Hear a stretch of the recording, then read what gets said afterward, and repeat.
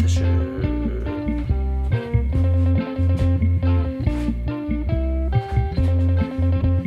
taka, veit ekki, 7, 8 held ég, 8. Majónes. Hvernig á að búa til majónes? 3 eggjagulur, eða hvað sem er. Eggjagulur? Nei. Skál, egg, tabasco, eplavinegar, sinnep, og muniði, gott sinnep er gott sinnep, og arašídioil, eða hnetuolíu, og pipar. Ætli við förum ekki bara rauðleiðin út í það.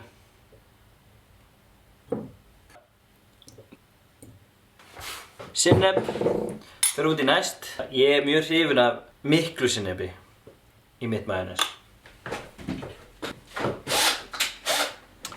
Svo er það bara borvélin.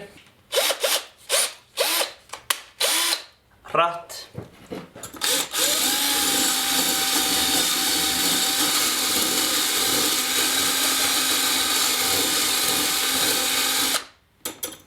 Gott með borvélina, hún stendur bara. Blautt klæði. Setja hérna ofan á. Arašídioil eða hnetuolía. Ég var næstu búinn að drepa vinn minn sem er með hnetuolíuna mig þegar ég ætlaði að bjóða honum upp majónes. En sem betur fer þá spurði hann hvað olía var í þessu. Og já, hann vildi ekki majónes. Þegar maður er að búa til majónes þá þarf að hella fyrsta hlutanum mjög hægt út í. Fyrsta olíuhlutanum mjög hægt út í.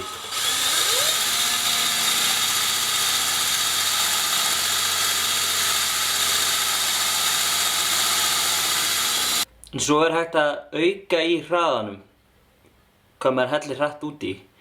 Því lengra sem líður á majónesið, þá er það búið að ná sér aðeins.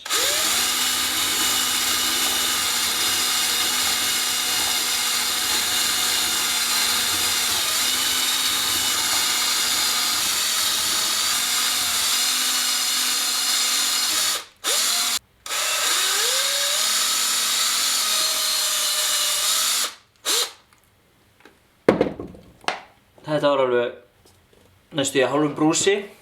Það besta við heimagerða majónesið er það að þú veist nákvæmlega hvað fer út í það. Þó ég hef nú einhver nákvæmar heimildir hvað tabasco sós er. Mér finnst rosa gott að hafa pínu hita í meiri en bara sinnepshitann, en pínu svona tabasco hita líka. Eplaeddik.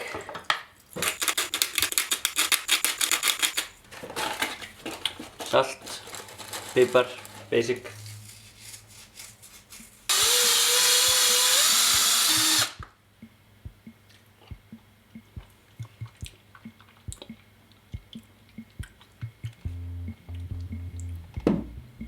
Herru, það voru fullkomið í fyrstu tökku.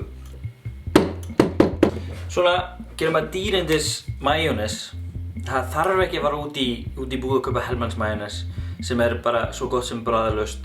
Eða hvað þá íslenska majónesið, ég man nú ekki einu svona hvað það heitir. Gunnars majónes. Það er fínt kannski að nota það á okkur terstur eða eitthvað svoleiðis. En ef þið viljið fá bara gott majónes, góðu bragði, gerið það bara í guðsbænum heima. Það er ekki flóknara en það. Þú þurfið ekki nema bara borvél með pískaraenda og skál, 3 egg og eitthvað.